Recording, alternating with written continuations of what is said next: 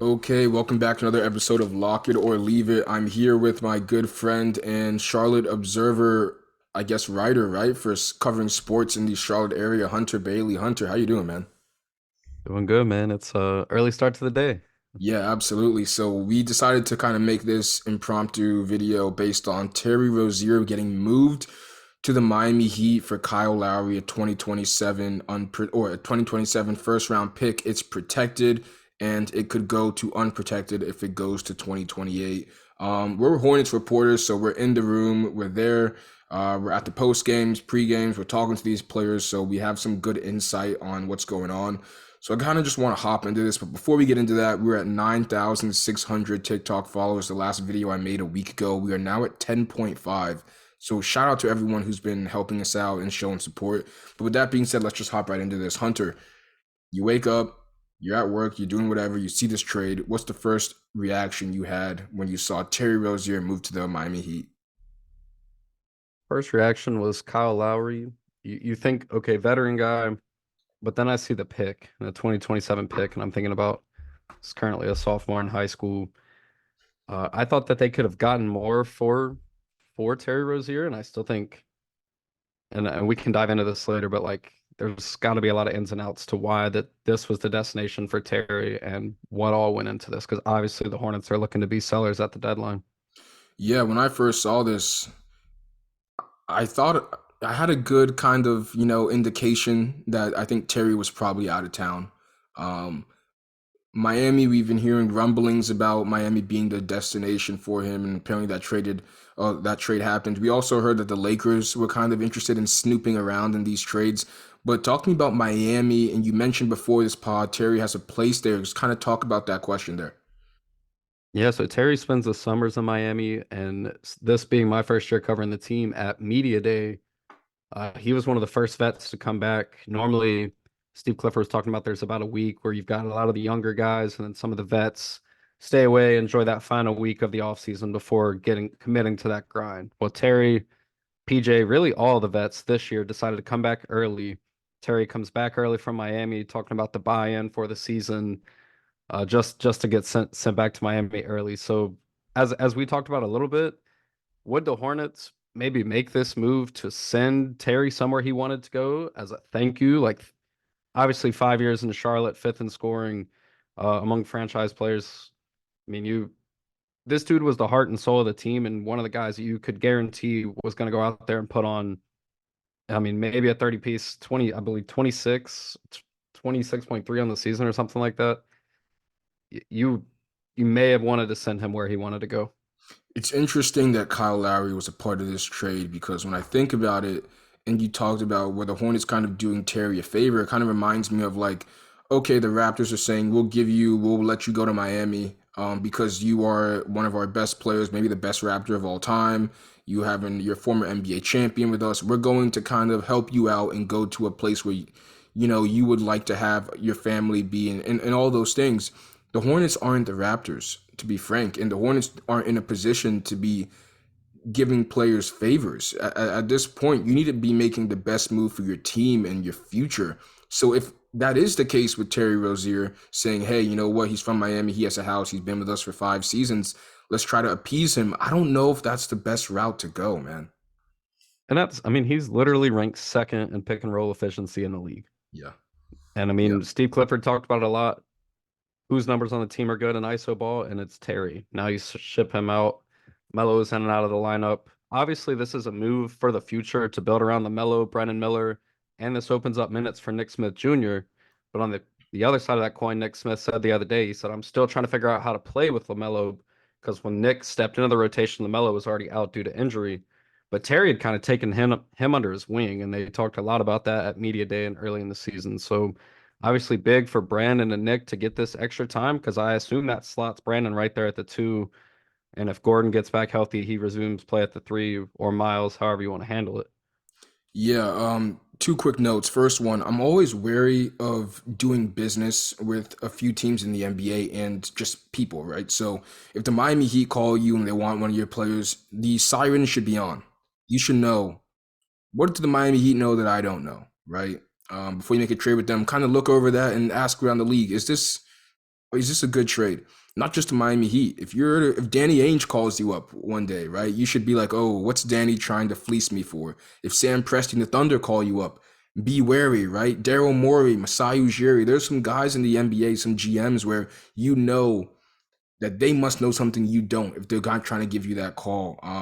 But before we hop on, new CBA rule, because I think a lot of people might think this might be a buyout option for Kyle Lowry and he might join the Lakers or he might join this big team that kind of needs some backup guard or some guy to initiate the offense on the bench. But the new CBA rule, that can't happen. Kyle Lowry earns more than the mid-level exception, meaning he can't go to teams like the Suns, the Bucks, the Nuggets, the who else do I have? Suns, Bucks, Nuggets, Celtics.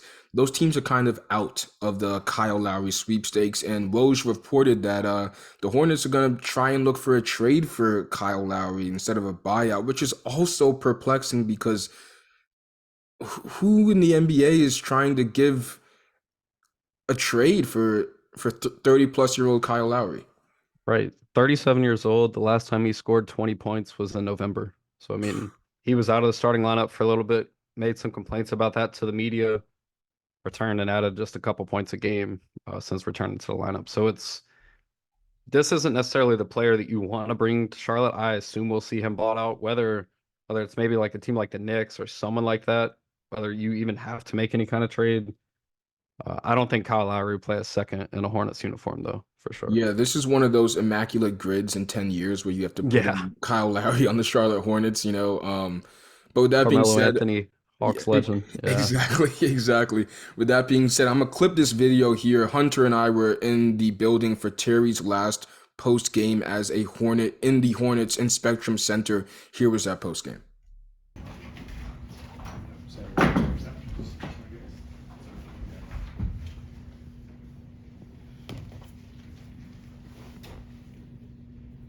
Terry, it felt like you guys gave as much as you could tonight, undermanned and obviously undersized too against a very good Philadelphia team. What did you think about your team's performance tonight, especially on the defensive end? It was a great effort. Fell short.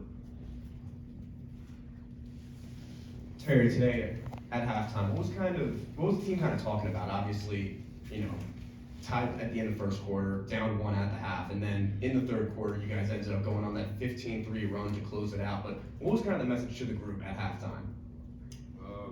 Just stick with it. You know, this game not of 24 minutes.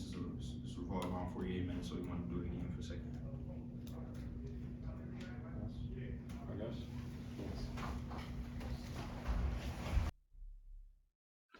Okay, so clip that there, and although that video might indicate that like Terry might have been an asshole or something, that's completely not the case. This guy has been with the Hornets for 5 seasons. He was one of the few constants for the Charlotte Hornets while all this dysfunction and the injuries riddled the team.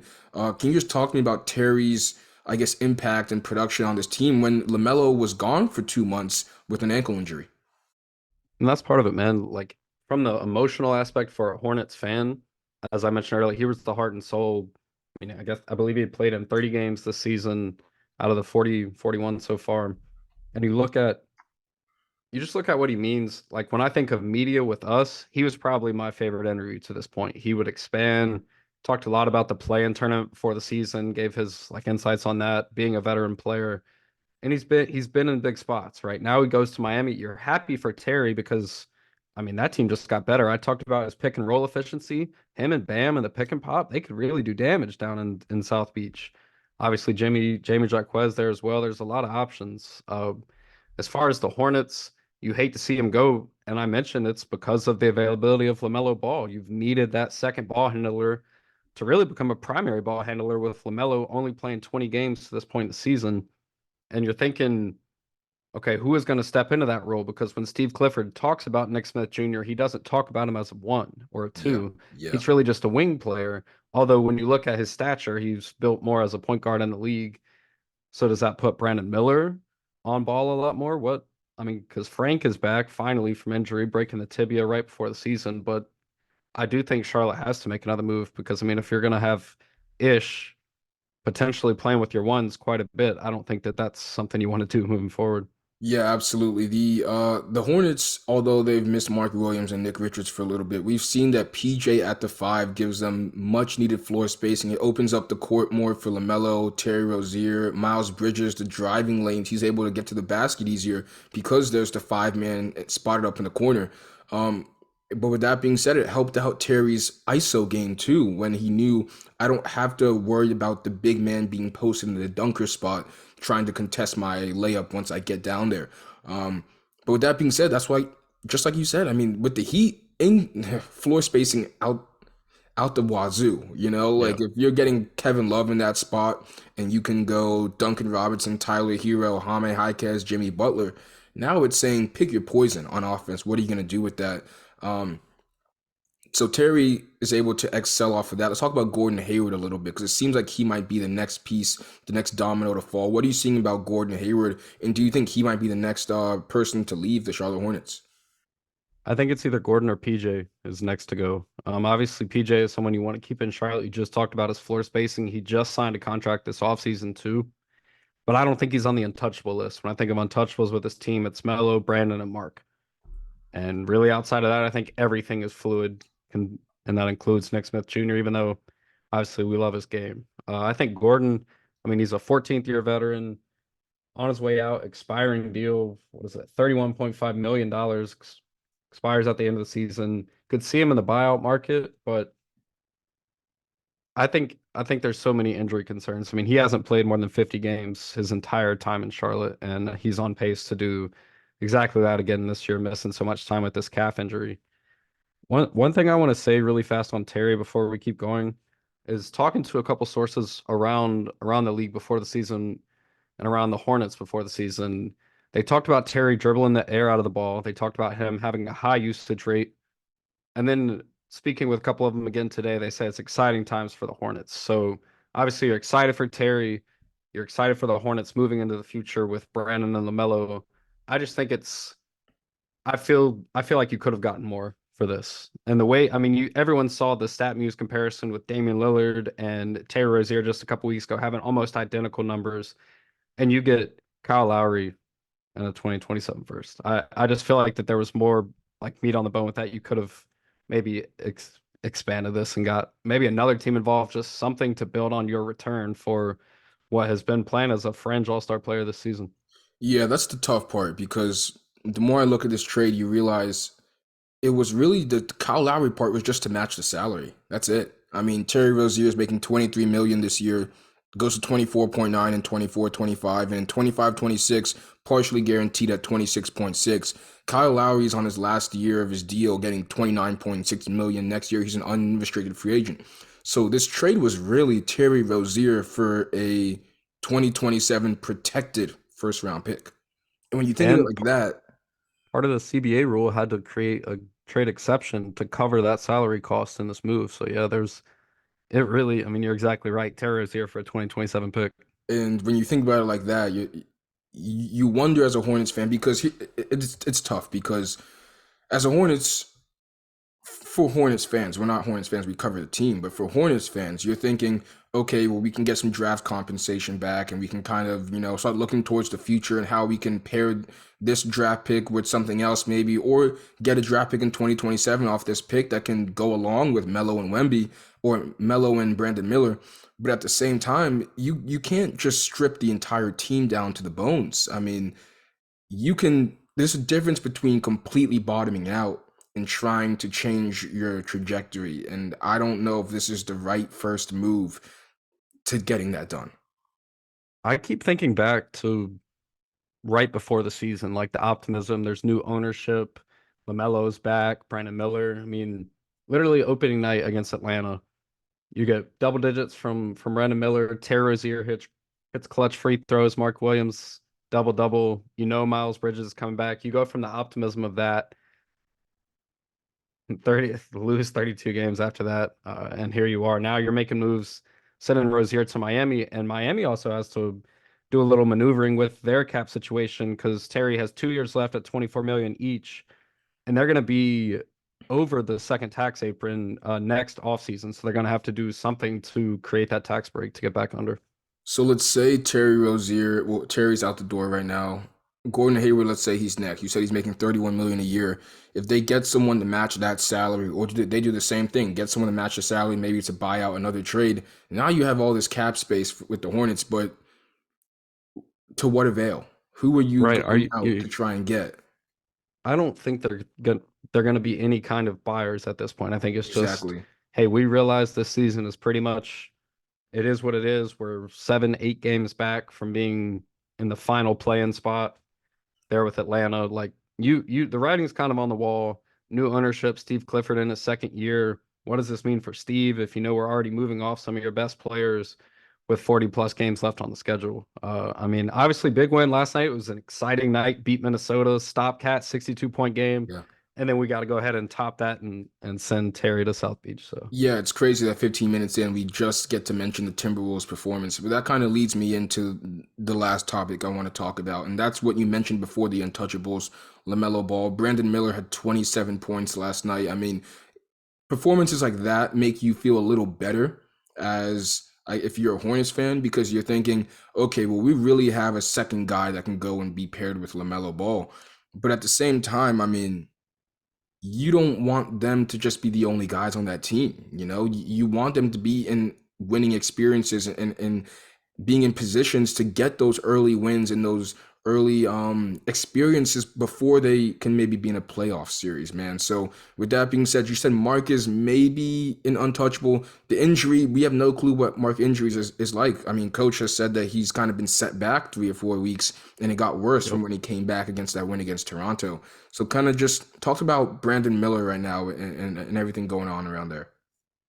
yeah, so 20 plus, 23 plus in 3 games in a row for Brandon, including 27 on 11 of 13 last night, 3 or 4 from beyond the arc. Like he stepped up to the challenge, and you need that. You're gonna need that from him. He was sick for a little bit there, came off the ankle sprain. He's dealt with some injuries, been in and out of the lineup, but you like what you see from him so far. And I think that, I mean, now with this deal, you're gonna see the ball in his hands even more, right? As far as Mark Williams goes, I mean, he missed most of last season with a thumb injury Yeah. and went through the entire recovery for that all off season. Now it's a back injury. And it's odd too because he'll come out before the game and warm up, and you can tell he's ginger. He's not necessarily Very like light when warm up. LaMelo, yeah, Yeah. when LaMelo was about to return, he was ramping up the workouts. Me and you were looking at each other like, when is this guy coming back? Like he's Yep. moving He looks fine. good. Yeah. And with Mark, it is a little bit slower. It's a lot more, I don't even know how to describe it, but he's more ginger than previous and watching him warm up early in the season. So what is your timeline with Mark? Because right now, I mean, we talked about this off air. Nick Richards apparently in trade packages for the Sun. That's gonna have Nathan Menza as your starting five if you have to go big, and that's taking PJ out. Uh, that's obviously not a recipe for success, but it is a recipe for the second top 3 pick in 2 years. So it just Yeah. depends how I you look at mean, it. Mensa, man, he gives effort. That guy tries. It's just that if you told Mensa 6 months ago he'd be guarding Joel Embiid and guarding Jokic and Giannis Antetokounmpo and these guys in the NBA, he'd be like, "Whoa, like, I'm gonna accept the challenge, but whoa, and I think Coach Clifford, rightfully so, has been brutally honest and realistic about this team. He said in multiple times, like, hey, we don't have the talent right now with the injuries we have to be, consistently competing in these games. And when we do, we run out of gas because we don't have the necessary depth. Um, that's See, all I that's got though. Yeah, what's up? I want to say one thing about this because after Charlotte's loss to Philly, what was that, Saturday night, Steve Clifford was, I don't want to say happy. You're never happy that you lose, but it was like we competed with them the last time that they were there. Embiid had 40 something in 30 minutes, didn't even play 4 quarters.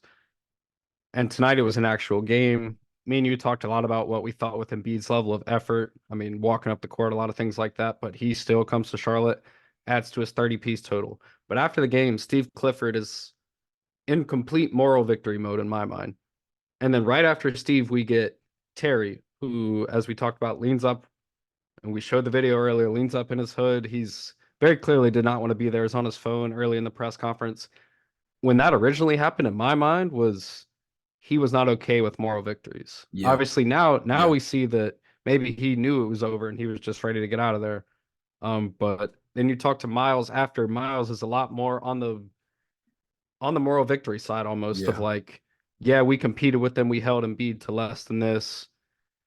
We're gonna be all right. Where Terry, at least in my opinion, was like, man, I want to contribute to winning basketball, and that's not happening here. And one question I considered asking after that game was about Kelly Oubre making his return to Charlotte, and what you heard Kelly say Yep. at media day for the season is like, I'm coming from franchises that have no hope, and now playing in Philly is all they do is win, right? It's almost word for word quote. And you think about where we are now, and it's like it's tough because it is time to be sellers and rebuild around Melo, Brandon, and as we talked about, Mark, and go from there. You took the words right out of my mouth, man. I forgot. Kelly said it too, but there was another player, and I can't remember who said it. And I don't want to take too long on this video, but he mentioned how it's completely different. There's different. How do I say this?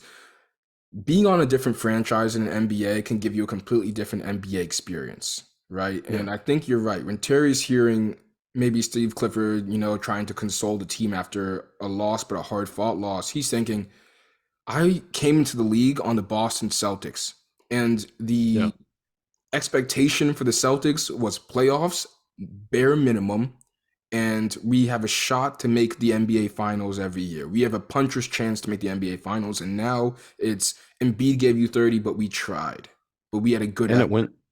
it went from surprise team in the East to let's move off our most reliable player right now as far as scoring consistently and being on the court. And literally, when I think about this team, there's 2 games this season that they had the full starting five of Melo, Terry, Brandon, Miles, and Mark, and they're 2-0. They beat the Celtics in overtime at home with J. Cole courtside. Miles hits a huge shot there. Great feeling around the Hornets after that. Like, okay, maybe we can get some things rolling. Then they go to Washington, have a big comeback, get that win, and then boom, very next game, you go to Orlando, LaMelo goes down, and you kind of watch the season crumble. And there's been obviously a ton of injuries since then. And that's another thing with the Terry Rozier situation, because like you said, when the guys came in early for camp and they're bought in, right, and the injuries happen. Injuries happen. Like it's very unfortunate that they happen in the circumstances that they did for the Hornets, because one player would come back, another person would go on the injury list. But the Miami Heat haven't had Jimmy Butler for a lot of the season, and they're still able to rattle off wins. And I think that's part of it too, where Terry is saying we shouldn't have to have every single person back for us to have a chance in the NBA, right? With the Heat, he can go there. Duncan's out, Tyler Hero's out, or Jimmy Butler's out one game, Bam's out one game. We still have a great shot of winning these games because there's depth, we know how to play, and we have a great head coach in Spo. Any last comments you got before we head on out of here, man? That's the last one I was going to say is you mentioned Spo. You talk about role players getting traded from the Heat elsewhere and not performing. Talk about Terry going there. I think this just ups his game. He might not have the same high usage, might not have the same point total, but I think playing impactful winning basketball, that aspect of his game is about to skyrocket. Absolutely. If you're an Eastern Conference rival, you're seeing that move, and it may not be a big splash move, but you best believe you're going to be shaking in your boots come the fourth quarter in June or April or May when Terry Rozier has the ball in his hands, and he's going ISO when Jimmy's on the bench. It's going to be crazy. With that being said, thank you for listening to this video. Yeah, I guess that's it. There's Friday, Saturday, back-to-back games at home for the Hornets. Let's see how they bounce back from this, and then I guess we'll ask Coach some questions and get back to y'all, see his response about this whole situation. But until then, we'll catch y'all later. Peace.